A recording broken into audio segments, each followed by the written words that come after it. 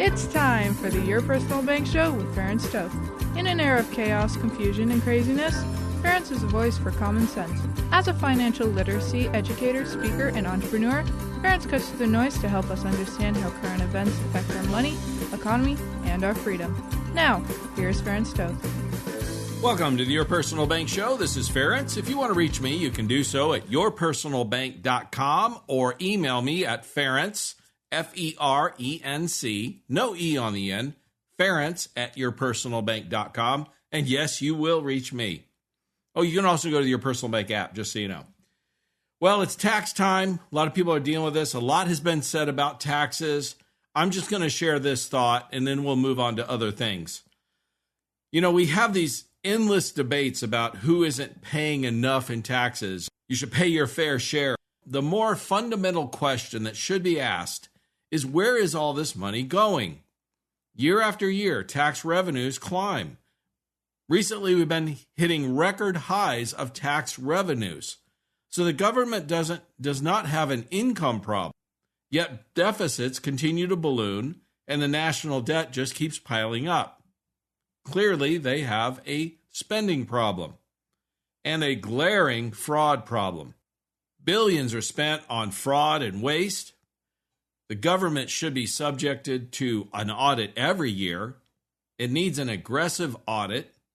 If a public company was run like this, it would be shut down and the directors would be thrown in jail, literally. We need to slash waste, eliminate redundancies, and refocus on what are the core government responsibilities, not all this peripheral stuff that leads to more waste and fraud. A government that was lean and mean like that could deliver far better results for everyday citizens and wouldn't have to perpetually keep increasing taxes on families and businesses. You see, real fiscal health starts with transparency about how much they're spending, not just louder and louder demands about receiving more. And another area of taxes that have been getting a lot of attention lately is property tax. I saw this post and I thought this was very appropriate. So this gentleman bought his property in 2001 for $138,000. Now the county says it's worth $246,000. Did he sell it? No. Did he make a profit? No. Did he get a check for the difference? No. But his taxes jumped just like he had. It isn't income. It isn't cash. It isn't anything he's seen. It's just a number that someone in the county decided on paper of what it's worth. And now he's being billed for it. That's known as unrealized gains. You see, if your investment portfolio doubles, you don't pay taxes until you sell. If your income doesn't increase, you don't magically suddenly owe more income tax. So why does owning a home work differently? Why are people being taxed on unrealized gains? And to make matters worse, is a house is really not an investment. It's where you live. There's a cost to living. Whether you own or rent, there's a cost to live. So your home is really not an investment, although it can increase in value over time. This is a discussion I've had with many people over the years where they'll be excited because their property values went up. And this is a very, very common financial literacy mistake. I'll ask them a simple question. Are you planning to sell? And if the answer is no, then I respond with, well, you shouldn't be happy. You should be upset. And the reason why is because your property taxes are going to go up on something that you have no intention of selling. It's where you live.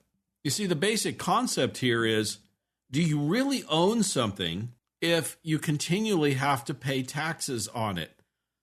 If you buy an appliance, you don't have to keep paying taxes on it.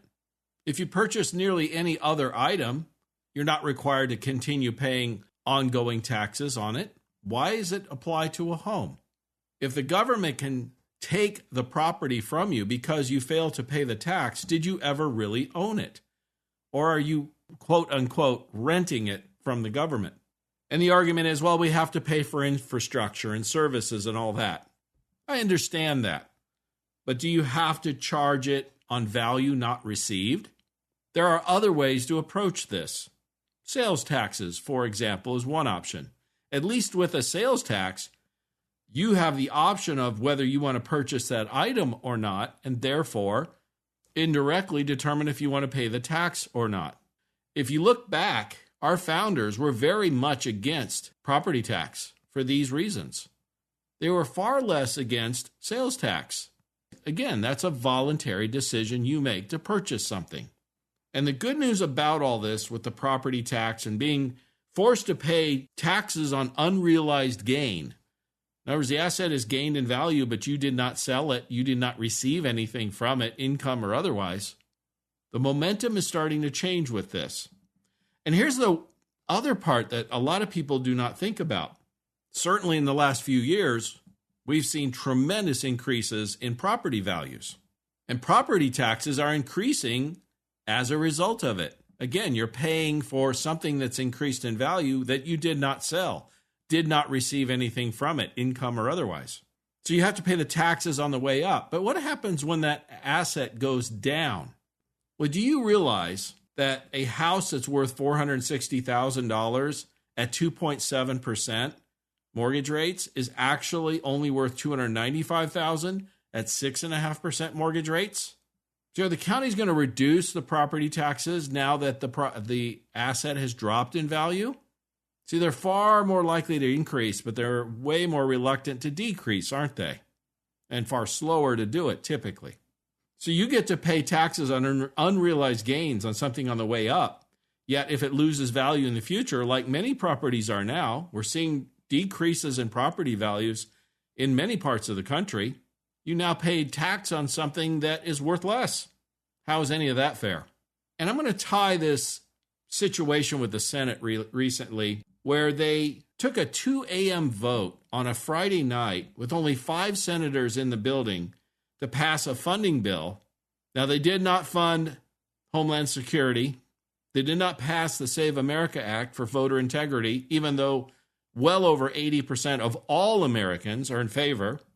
The question is getting asked, how is that even legal? There was only 5 senators in the building when this happened, and then they all went and took a 2-week vacation. And they've been selling us on this excuse that they cannot pass the Save America Act because they don't have the 60-vote threshold to overcome the filibuster. Now, why is this so important, and why is this tied in with taxes? Well, these people are representatives. They work for us. And when you have a bill that's remarkably popular and common sense, just to require an ID to vote, prove you're a citizen. We're nearly the only country in the world that doesn't do that. Even Somalia requires voter ID and proof of citizenship. Yet we can't do that in the United States. Just basic common sense. Or at least we can't get our representatives to do that with well over 80% support. Yet they want us to keep paying taxes and keep supporting all their boondoggles of spending, waste, fraud. Did you notice how fast 60 or 70 senators would vote for additional funding for Ukraine, for example, even though it only had about 20% support amongst citizens? You see, these people are not representing us. They're benefiting themselves, willing to bend the rules whenever it's convenient for them so that they could go on vacation.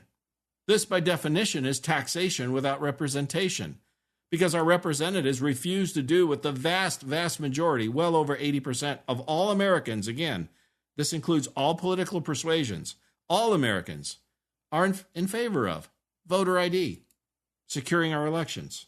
We can't get Congress to do the absolute bare minimum. This gives you an idea of just how rotten and bought off this whole system is right now. They'd rather protect their rigged game and benefit themselves than protect the country that they're supposedly serving.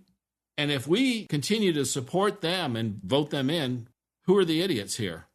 We have to replace these people. I received a message last week from a new listener.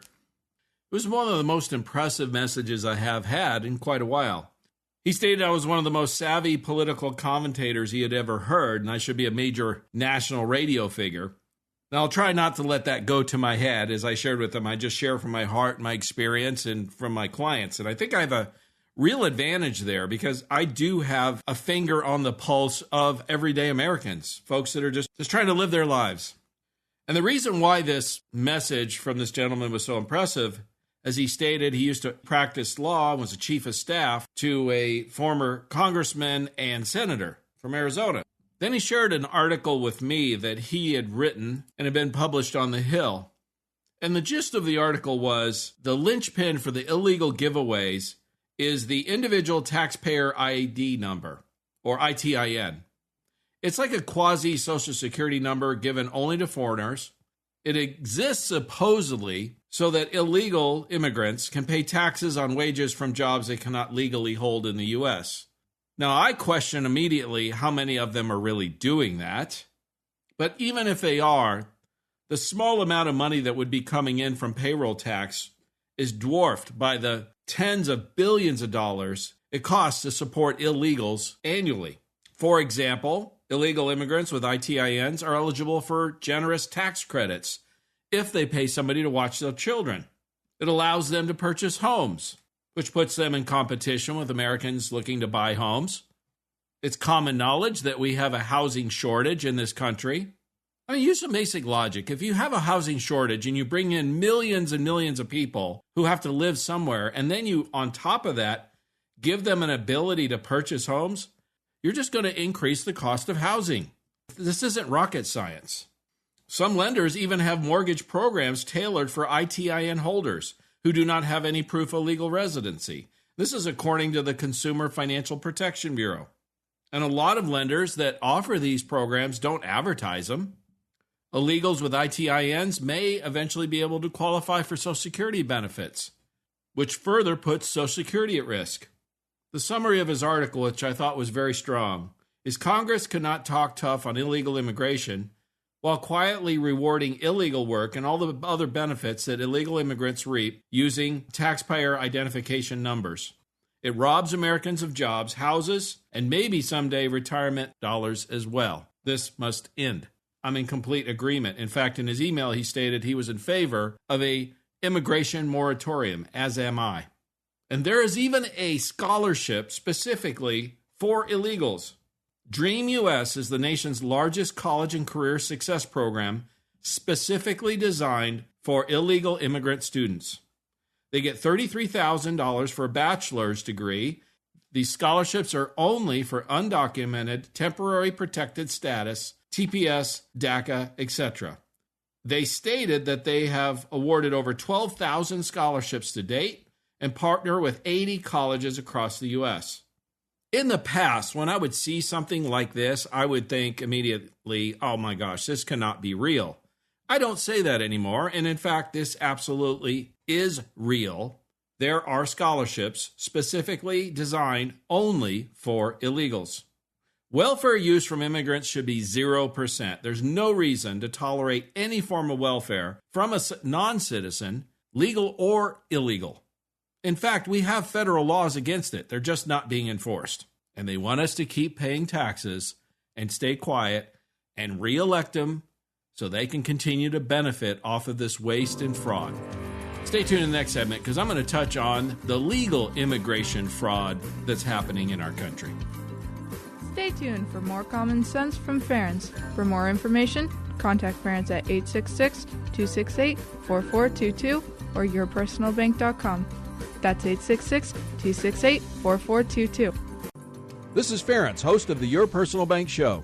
Your Personal Bank is a financial concept that allows you to grow your money insured with guarantees, income tax-free, and highly liquid.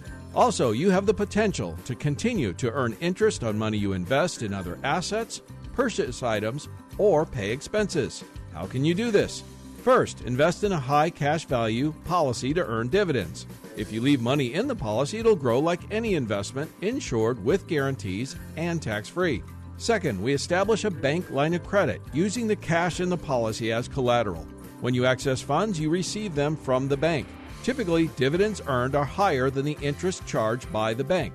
You keep the difference. This is known as positive arbitrage.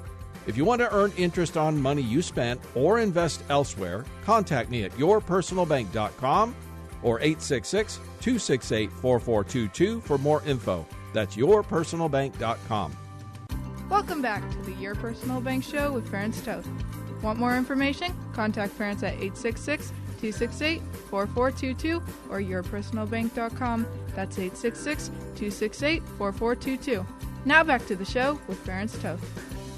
Welcome back to the Your Personal Bank Show. This is Ferenc. If you want to reach me, you can do so at yourpersonalbank.com, or you can email me at Ferenc, F-E-R-E-N-C, no E on the end, Ferenc at yourpersonalbank.com, or the Your Personal Bank app. And yes, you will reach me. We've got a dual problem going on with immigration right now. It's been discussed extensively. It's become common knowledge that millions of illegals poured into the country through the Biden administration and previous. They've received all types of benefits, welfare, etc. According to the government, over half of food stamp recipients, for example, are illegals. Another third are legal immigrants, foreigners. Something only like about 15% are actually for U.S. citizens. Yet we're the ones that get to pay for it through our taxes and inflation. The other problem is legal immigration, and this has to do primarily with work visas and student visas. They market H-1Bs as a global talent program. Yet when you dig into it, 71% of approvals all come from one country, India. Now look, I'm not trying to pick on India or Indians. I have some friends of mine that are Indians, and they're great people. I love them. And I've even said this about illegals or other people that have come into our country. I don't disparage the reasons why people come to the United States. Despite what you hear from leftists and the legacy media, still a great country to live in. One of the best. And the best evidence of that is even those that hate this country rarely leave it. It's really, really rare when somebody leaves the United States. And there's nothing to stop them from doing that, by the way. In fact, the opposite is true. We constantly have people attempting inflow to come into the country. The problem is with the gatekeepers. We have laws on the books to keep people out of our country that are not beneficial to our society. Yet those laws, for the most part, have not been enforced or have been abused egregiously. But when you sell a work visa program as a global talent program, and over 70% of all the people that come in are from one country, it isn't global talent. It's a pipeline from one country outsourcing labor to the other. And the benefit for the companies is they get cheaper labor. And in many cases, they don't even have to pay payroll taxes. So then they save even more. There are laws on the books, but they just haven't been enforced. For example, for a company to hire an H-1B worker, they must sign a federal form stating they cannot find a qualified American. If you dig and do the research and look at the past 15 years of filings, and this is all public record, the past 15 years of filings, you analyze the top 6 companies that have brought in the most H-1B visa workers. Those happen to be Amazon, Microsoft, Google, Meta, Intel, and Oracle. 314,000 times they said no Americans were available, and 99,000 Americans were fired at the same time. This was all signed under oath, yet exposed by data. The links some of these companies go to discriminate against Americans in favor of cheap foreign labor is truly disturbing. In fact, a Manhattan federal jury recently awarded an over $8 million verdict to a former employee who claimed he was fired in retaliation for alleging the information technology company engaged in systematic hiring bias. That was Cognizant, and they're not even one of the top 6. This is just one person. He got awarded over $8 million.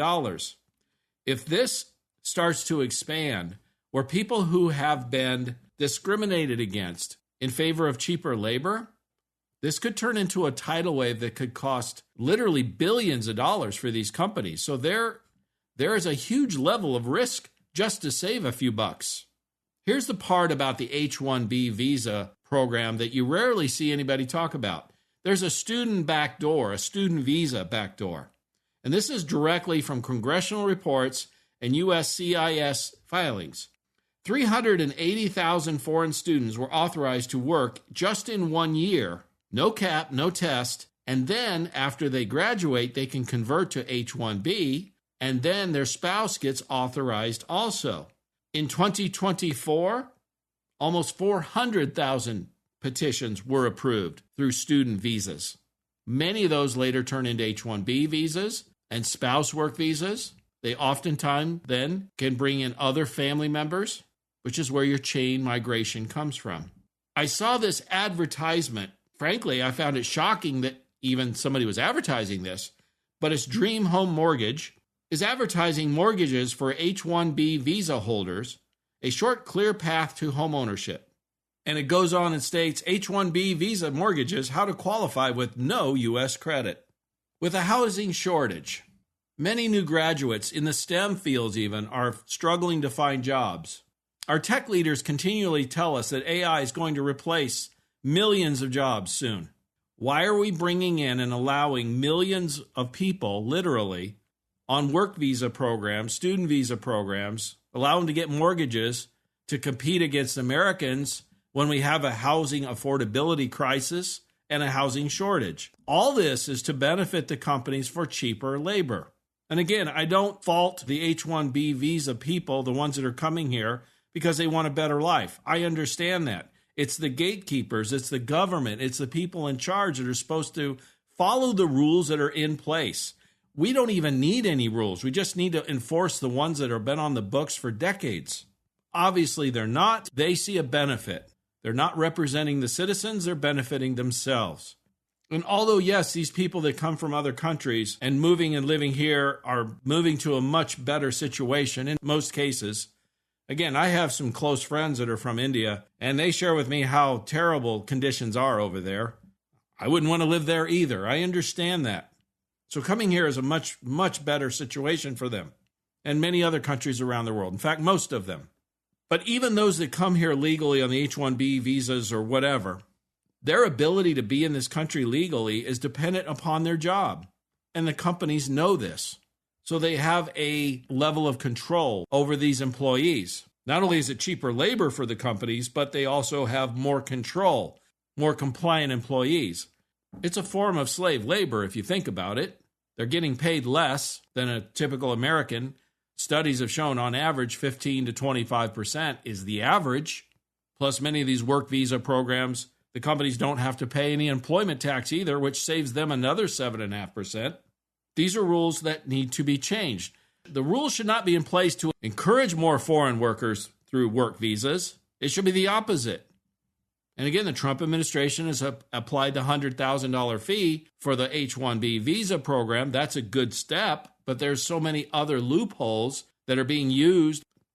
They listen to this. They, in most cases, agree, and they'll ask the simple question, what's the solution? In fact, this gentleman who reached out to me, as I stated, who was formerly a chief of staff of a congressman and senator from Arizona. My response is, I believe the only solution is the one that Thomas Jefferson stated. And I quote, "The cornerstone of a democracy rests on the foundation of an educated electorate." He also went on and asserted, "Educate and inform the whole mass of the people. They are the only sure reliance for the preservation of our liberty." Education is the key. Waking up and smelling the coffee, waking up the sleeping giant, waking up the silent majority. And if you get enough people to say, hey, this isn't right, this needs to change, that's when change starts to happen. One more thought on immigration. The Supreme Court is hearing a case regarding birthright citizenship. And it really boils down to the 14th Amendment. Now, the facts are that we are nearly the only country in the world that allows somebody to come into our country as a visitor even, or an illegal, have a child, and that child obtains citizenship. It's been reported there's over 500 birth citizenship companies in China that facilitates pregnant Chinese women to come to the United States, usually in their 8th month of pregnancy, have a baby in the U.S., get citizenship papers for that child, and then go back to China. One billionaire in China, over 100 surrogate children with U.S. citizenship. I don't think any reasonable person would think that the framers of the Constitution or the framers of the 14th Amendment intended for birthright citizenship to apply to someone who's not supposed to be here or is just visiting. The 14th Amendment was basically designed to give former slaves citizenship in the United States. Another key point, The 14th Amendment did not give citizenship to American Indians, who obviously were native to this land. Native Americans did not receive U.S. citizenship until the 1920s. It was done through an act of Congress. And the authors of the 14th Amendment wrote in the congressional record to clarify what applies in the 14th Amendment. And they stated, and I quote, "This will not, of course, include persons born in the United States who are foreigners, aliens, or foreign ministers." It states right in the congressional record, foreigners and aliens will not be given U.S. citizenship. So this idea that just because you're born in the United States, you get citizenship, that's not what the authors of the 14th Amendment of the Constitution intended. The 14th Amendment states all persons born or naturalized in the United States and subject to the jurisdiction thereof are citizens of the United States. The part that's been ignored is and subject to the jurisdiction thereof. Do you realize that in the judicial dealings of illegal aliens, the judicial department does not consider them under their jurisdiction because they have not gone through the process or the legal process of being here? If you take a child of an illegal who's here from, let's say, Iran, for example, Iranian law states that that child is subject to military service in Iran. So they're subject to the rules and laws of foreign nations. And it's just not Iran, it's many, many other countries.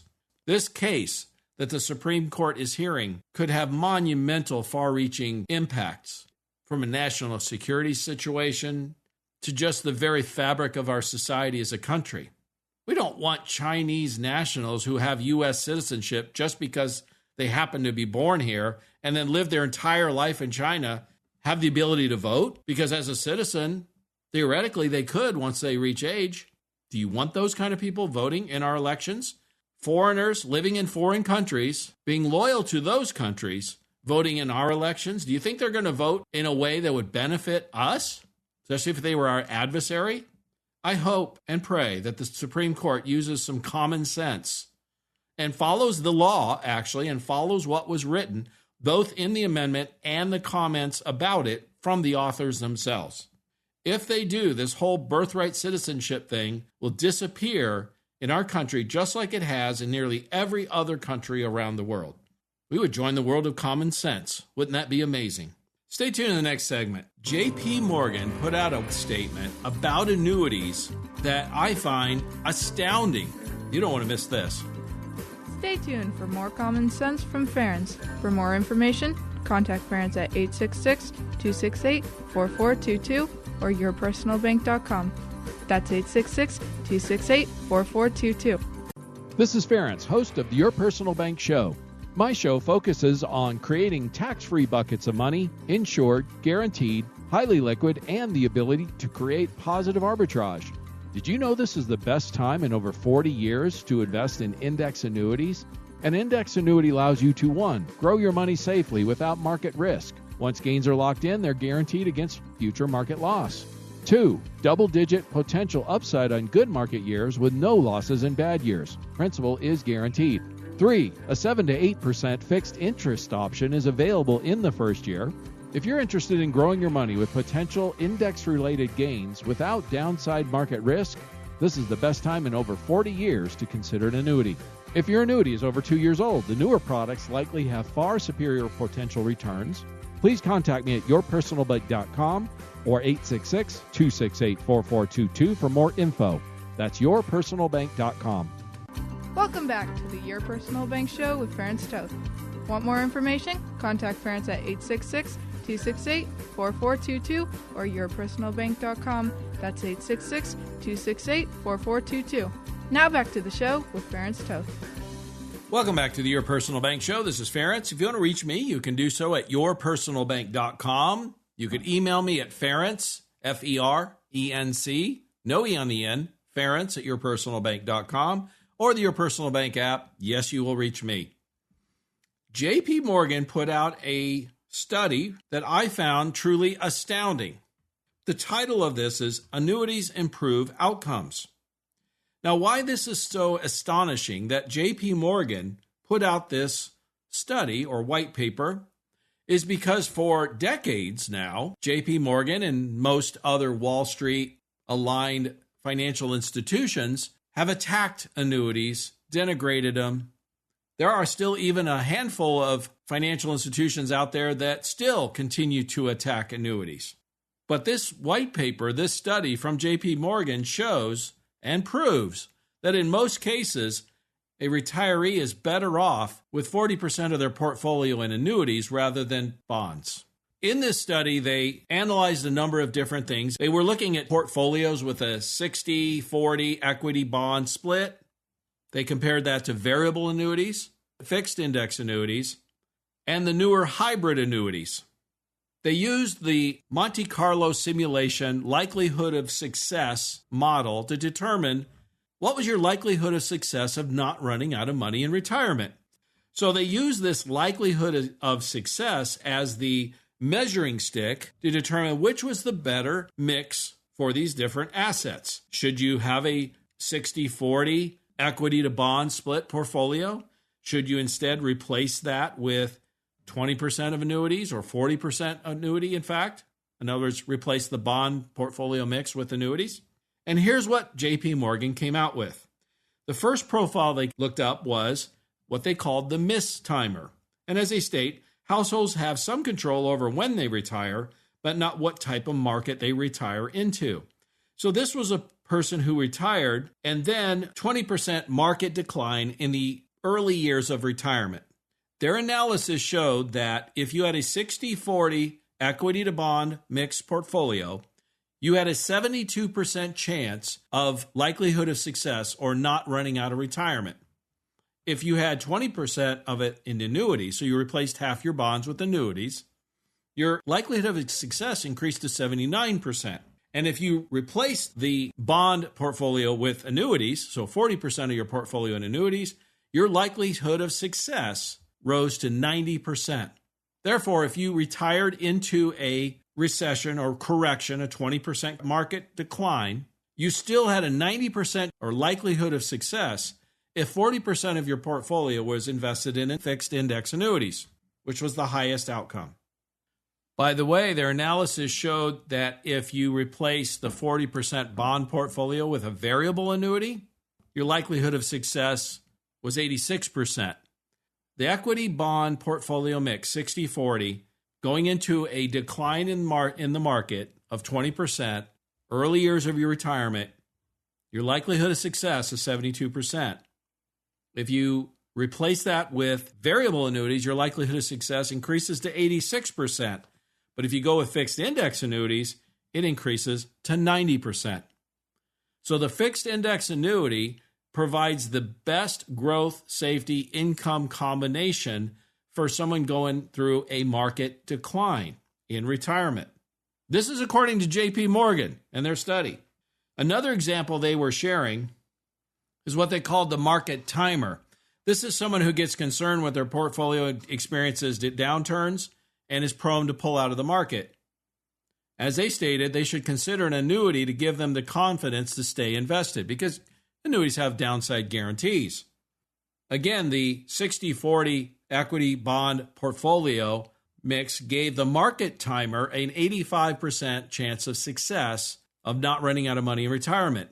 If they replace the 40% bond portfolio with a variable annuity, their likelihood of success increased to 94%.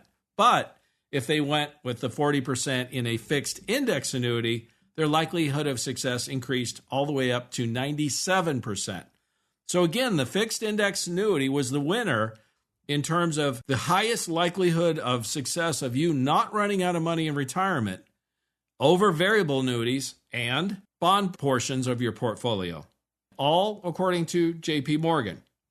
Another profile they looked at is what they called the good saver, fearful spender. As they explain, a good saver, fearful spender, is a household that successfully accumulated more than enough wealth to cover their spending needs, yet has difficulty spending any principal. I see this quite a lot, where somebody's worked hard, saved, done well. It's hard for a lot of people to dramatically change their spending habits. Well, as they pointed out, having more guaranteed income reduced the fear of spending. According to this JP Morgan study, for this person that they explained was fearful of spending their principal, if they increase their guaranteed income through annuities to 40 to 60%, so about half of their portfolio was invested in guaranteed lifetime income, that fearful spender typically was willing to increase their income by 27%. If that person who is fearful of spending the principal increased their annuity allocation to 60 to 80%, they were able to increase their income by 40% over 60-40 equity bond portfolio. The bottom line in the study showed that those that are unwilling or fearful of spending principal, if they allocate more of their monies to annuities, which provide guaranteed lifetime income, their willingness to spend more money increased by upwards of 40%. So they increase their income by a significant amount and yet not run out of money in retirement. Again, this was an amazing article, very pro-annuity, coming from JP Morgan. The next profile is what they called the conservative investor. As they stated, individuals typically have a declining risk appetite as they get older. So for someone who's nearing retirement or in retirement, they have a lower tolerance for investment risk, and they'll take more of a conservative approach. And this is pretty common. They pointed out if you took a conservative investor and they went to 20% equity to 80% bonds, their likelihood of success or not running out of money in retirement was 90%. If they replaced the bond portfolio with variable annuities, their likelihood of success increased to 95%. But then when they compared it to the fixed index annuity, it gave you a 99% chance of success of not running out of money in retirement. And that's for your typical, more conservative investor who's nearing or in retirement. So what I found quite fascinating about this entire study was in every situation, the amount of money that the retiree would have to live on was increased by annuities over the equity bond portfolio mix that you see typically. Variable annuities were better, but the ones that did the best were the fixed index annuities in every case. And the last thing I want to point out about this study, the assumptions they use for the fixed index annuity are not the best available for income. I know that for a fact. There are products that offer significantly more guaranteed lifetime income, significantly more increase, guaranteed roll-ups, payout rates, and lower fees, by the way, which just means more money to you. So they weren't even comparing the best available products, and the fixed index annuity still outperformed the variable annuity or the equity bond portfolio mix for someone who is nearing or in retirement, wanted to make sure that they did not run out of money before they ran out of time. Their likelihood of success was highest in each of the scenarios using the fixed index annuity product. And if you contact me at yourpersonalbank.com or you want to shoot me an email at Ferenc, F-E-R-E-N-C, no E on the end, Ferenc at yourpersonalbank.com, I'll be happy to share with you what are the best fixed index annuity products for both growth with no downside risk. We have products that average 10, 11, 12% annually over the last decade plus. Or show you the highest guaranteed lifetime income products, even better than what was being demonstrated in this JP Morgan study. Stay tuned in the next segment because I'm going to expound on that thought a little bit further on a listener that reached out to me last week on this very subject, so don't miss it. Stay tuned for more common sense from Ferenc. For more information, contact Ferenc at 866-268-4422 or yourpersonalbank.com. That's 866-268-4422. I'm Ferenc Toth, host of the Your Personal Bank Show. To ensure you don't run out of money in retirement, it is frequently recommended you withdraw 4%. Higher withdrawal rates greatly increase the likelihood your portfolio will run out of money. This is known as the 4% rule. Guaranteed lifetime income often provides a significantly higher withdrawal rate. For example, a 65-year-old can immediately withdraw up to 7.5% of their account value annually. A 75-year-old can withdraw up to 8.5% annually. This is guaranteed income you cannot outlive. Why would you settle for 4% when you can access about twice as much income guaranteed? Increase your income 50 to 100% guaranteed for the rest of your life. For more info, contact me at yourpersonalbank.com or 866-268-4422. That's yourpersonalbank.com. Welcome back to the Your Personal Bank Show with Ferenc Toth.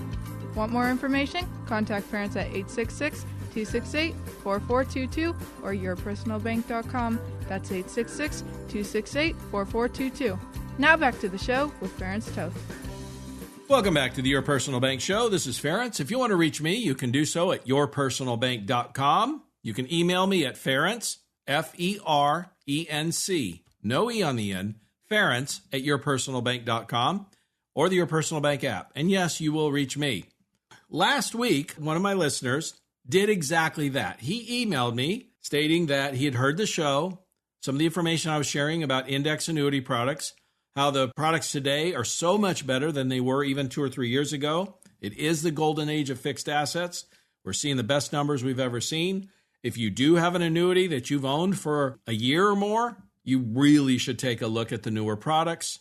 You'll be shocked and astounded even by how much better you can do today than what you had before. And if you missed the last segment, I shared in the JP Morgan study that they released recently, sharing how fixed index annuities are the best product to ensure you don't run out of money in retirement. That's JP Morgan stating this, not me.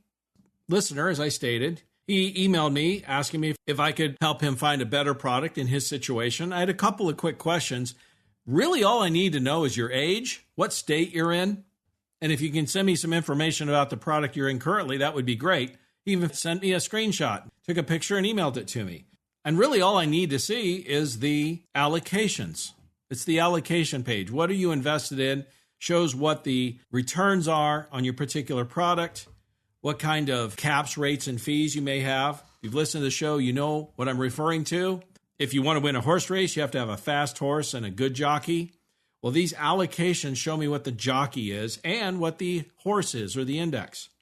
So in this particular case, this gentleman, his index he was invested in was one of the S&P 500 indexes, one of the better ones. So he had one of the faster horses, one of the better returning indexes.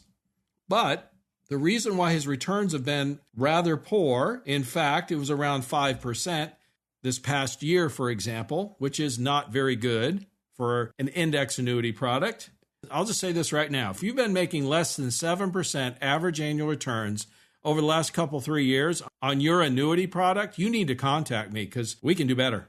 We can show you better products, better indexes, better cap rate fee structures. Now, what do I mean by that? That's the jockey part. Going back to the analogy, you got to pick a good index, a fast horse. You want a good running, strong index that's had a good track record of getting good returns. And again, we have a number of indexes that have averaged 10, 11, 12% over the last decade plus.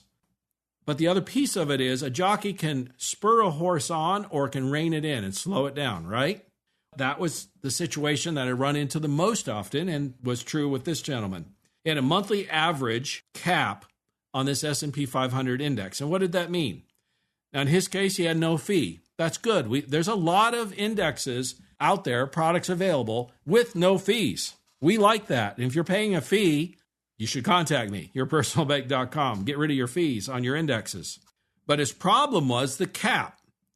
I generally am not in favor of caps unless they're really high. In his case, he had a 1.1% monthly cap. What does that mean? It means his index can only go up a maximum of 1.1% per month. So theoretically, in a year, you could see about a 13% return if the index went up in a straight line. So if the S&P went up in a straight line pretty much, you could see up to about a 13% return in a year. But here's the reality. The S&P, or any index for that matter, the markets do not go in a straight line, do they? And even if it's overall, let's say in a year, upwards, there's a lot of gyrations throughout the year. I'm going to share something about monthly point-to-point indexes that I don't think I've ever shared on this show. So hopefully some of you will learn something here. So what a monthly point-to-point strategy does is it takes the index, whatever it may be, in his case was S&P 500 index, which is one of the better ones. But it measures each month, and in his case, he had a 1.1% monthly cap. His upside was capped at 1.1%. He couldn't do more than that. So theoretically, in a year, if the S&P 500 index went straight up, he could make up to about 13%, 13.2% in a year. But we all know that's never happens. Indexes, the markets never go in a straight line. Even if you start at one point and a year later it's higher, there's a lot of gyrations in between. Well, if you're measuring each month in there, and let's say you had 6 up months, so you had 1.1, so you're about 6.6, you've gone up, right? And then you have a correction. We have a bad month and it drops 5%. That happens. It happens quite often. It's pretty regular. Well, they would add the 6 up months, which would be about 6%, subtract the 1 bad month, let's say it was -5. Now your actual return is only 1%. That's why you can often have a situation where you can have a bunch of up months, but the upside is capped. The downside is not. And therefore, you end up with a very low or even zero return. You never have negative returns with fixed index annuities because the principal is guaranteed. Monthly point-to-point strategies, not a fan of, because most of the time what I see is the uncapped negative months far outweigh the capped up months. Add up the ups and you subtract the downs. And again, the ups are capped each month. In his case, 1.1%, but the downside's not capped. You could lose 3, 4, 5, 10% even in 1 month, and you just wiped out all the gains that you made for that previous year. So your credit that year would be 0. Now, in his case, he had year to date, this past year, a 5.42% return so far for the year. He's about 11 months in. As long as this last month doesn't drop, the markets have shown some weakness lately, he'll get around a 5% return. That's not very good. If you're getting anything less than 7% on an index annuity product in the past 3 years, you have a subpar product. You should contact me, yourpersonalbank.com. We'll show you better options. The other catch of this, if you have an annuity already, most of you know this, is there's usually an early surrender charge to get out. In his case, his was rather high, 10%. Not a problem. I was able to show him an index product that paid a 20% signing bonus. So he's up 10% right away. Nice boost. But then on top of that, the average returns of this particular index, no fee, no cap, unlimited upside, had a 90% participation rate. Now, I have some that are higher than that. Don't get me wrong. We have some that are over 200% participation rate. What does that mean? Whatever that index does, let's say it made 10% return, you had a 90% participation rate, that means you got 9% credit. Remember, no fee. Most investments have a fee, no cap, so again, unlimited upside. So a year or two ago, this particular index, I think, returned, it was like 18-20%. You can have some really great years. And again, no downside risk, no downside losses. And the average return on this index, like I said, was about 10%. His average return would be somewhere in 8-9% range, let's say over the past decade, with a 10% bonus up front. So he's 10% up. So we nearly double his average annual return over what he made this past year. See more statements. We dig into it further. I would venture to guess his average returns have not been even 5%. They're probably, I know this product, they're probably closer to 3, frankly, if we look back over the last several years. But let's give it, say it is at 5. We're nearly doubling his average rate of return with a nice 10% boost right up front. 20% bonus minus his 10% surrender. Guess what? He's ahead right out the gate. That's nice. And that's the kind of thing I run into nearly every day of the week. We look at these products, we look at what you have, or if you're looking into one for the first time, we look at the ones that offer in your state, your age, it varies. There's typically 200 to 500 products available for any given situation. We search it by the top performers, the best horses, who's got the best indexes, who's been averaging double-digit returns over the last decade plus, who's got the best participation rates, no caps, no fees, so you can get the most returns, get the biggest returns. We have multiple indexes with multiple products that have been averaging folks 10, 11, 12% per year in their pocket, net, everything in their account for the past decade plus. If you're not seeing those kind of returns, if this sounds foreign to you, I would venture to say that's probably the case for most of you. It's worth reaching out to me, yourpersonalbank.com, or email me at Ferenc, F-E-R-E-N-C, no E on the end, at yourpersonalbank.com. And let's just do a quick comparison. It doesn't take me long to show you the difference. Give me 10, 15 minutes. You'll see.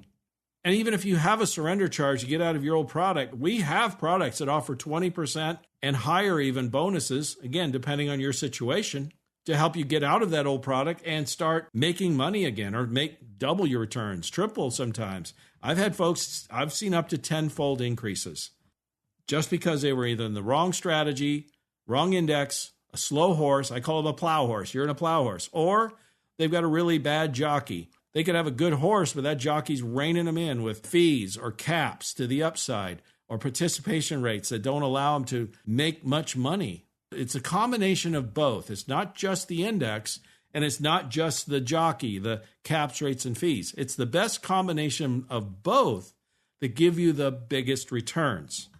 And I have the index performance reports showing the 1, 5, 10-year history of what these indexes have actually done. I'm independent. I've got access to 50-plus companies and literally hundreds of products.